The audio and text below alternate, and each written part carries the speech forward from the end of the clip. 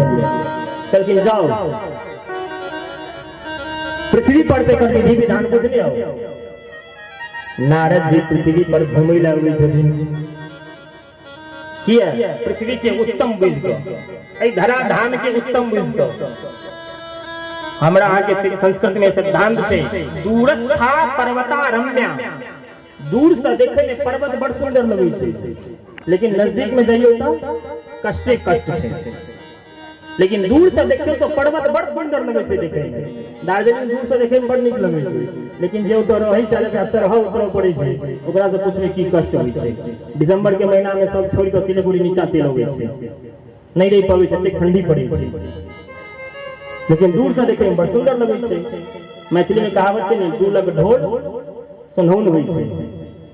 तो पृथ्वी के उत्तम बुझ नारद जी भ्रमण करो के